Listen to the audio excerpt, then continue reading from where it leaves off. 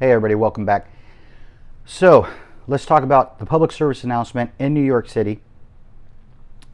The mayor of New York City has basically stated he's not being alarmist, because a lot of the press are asking the question, why now? Why is something like this going to be announced? Why are you going to make an actual public service announcement, commercial type of announcement to put out to the people in New York City?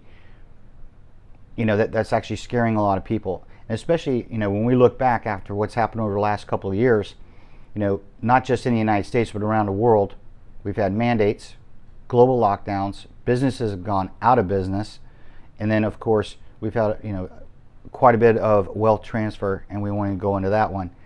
But the basic thing is to ramp up the fear in New York City of a possible nuclear attack.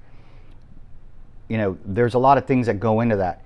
And most people don't realize that to even put that out means you have some kind of INW. INW stands for indication and warning. When I was in the military and even law enforcement, I think they use the same terms. INW stands for indication and warning, and that tells you that there's an indicator, or it's advanced to where you've got some type of warning that there's a possibility that something's going to happen. Okay?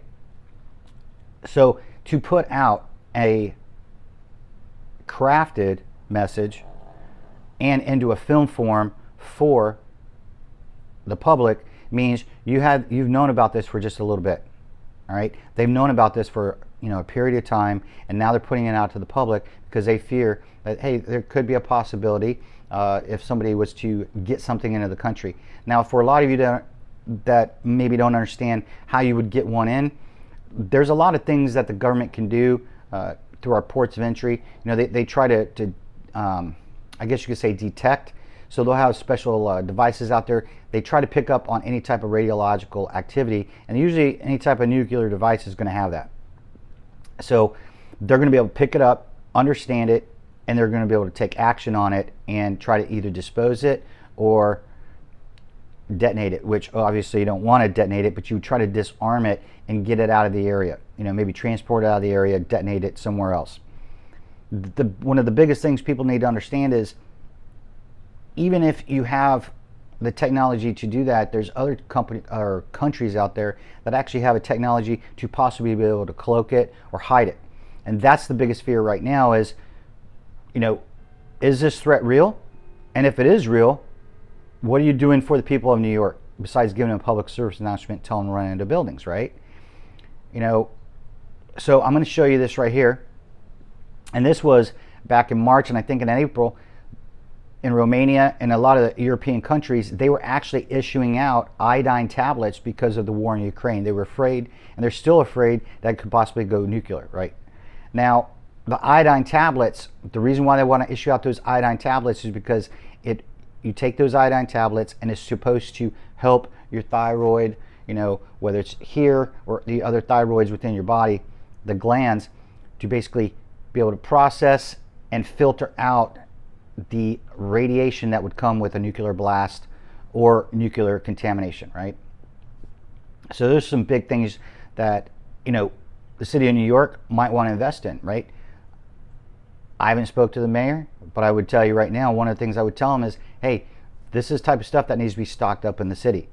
For those of you out there, there's been credible threats because we don't know what's going on over in Europe, and it just keeps amping up. Escalation after escalation after escalation. We've got, I think there's like 300,000 to 400,000 NATO troops on the border, not just with Russia, but on the border of Ukraine. So these are things you need to take into action. So I've got a little thing here. I looked it up. If you go on Amazon, you can see right here, they sell the iodine tablets right there. And you can get those things. They're usually not too expensive. I think a small pack is maybe, I think the cheapest I found on there was probably about $13. And then they go up depending on the manufacturer. But I would caveat it with this, because I'm not a doctor, so I will tell you, make sure you check with your doctor if you had to take it. Just ask the question, right? Because some people have medical conditions that are going to preclude being able to take that type of stuff. And some people, especially if you have thyroid issues, that definitely it might really affect you. let's look at if something like that was going to happen and it did go off in New York City, what would happen? So I'm going to delve into this, and the reason I want to delve into this is because we know they've talked about crypto-based digital currency. They're talking about it right now also with BRICS, with Russia, China, India, about them going to a digital currency that's going to be backed by the ruble. So if a nuclear device was to go off in New York City, the stock market would collapse. Most stock markets around the world, because they're tied in based off the New York Stock Exchange, would cause global meltdown. We would see basically overnight global economies basically cease operations until they can figure out what they're going to do, and it's probably going to take a while because they've got to figure out their markets, because we're in a global market with all the global trading. Now, factor that back, during 9/11, our stock market shut down on September 1st and did not reopen until September 17th. That was 16 days, the longest it's ever been shut down. And when it did open, it took a massive hit. Two of the companies that took massive hits were obviously the airlines. And it was actually particularly two airlines that took massive hits, and it was United and American, because their planes had been used during the attack. So, you know, when we go back and we're throttling through this and watching how all this is playing out, you know, they're talking about, you know, resetting the economies and resetting global economy. This right here would be a catalyst to basically, hey, we're going to wipe the ledger clean, and everybody's going to be assigned a crypto-based digital currency, and you're going to have a digital ID to go with it. So these are some things you need to think about. Not only that, travel will basically come to a halt. So anybody that was overseas or here in the United States, basically people would be stranded around the world. That's what happened with 9/11. We'd also have food commodities. Probably one of the worst things that would happen is the movement of food across state lines and just even across counties, because everything's digitally based.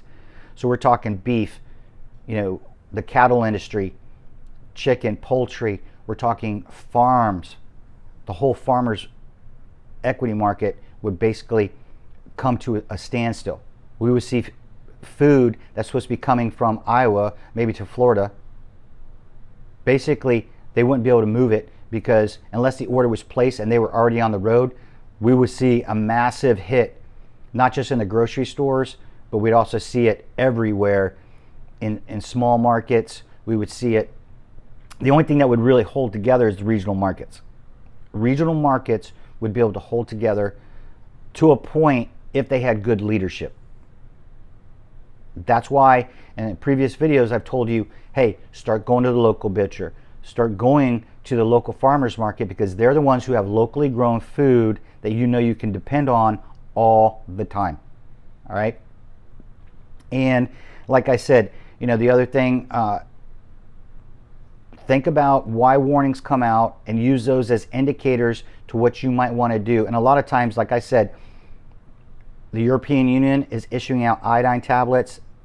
They did that because that is a indicator and warning. They know something possibly could happen, and they don't want their population all of a sudden dying off within a period of days, or within the following couple of years, because they did not have the iodine to take at that time, which is an approved medication, right? But like I said, I'm not a doctor. You have to take those steps yourself and find out, hey, is this something that I can take? And if not, is there a substitute for it? So, and I don't have the answer to that question.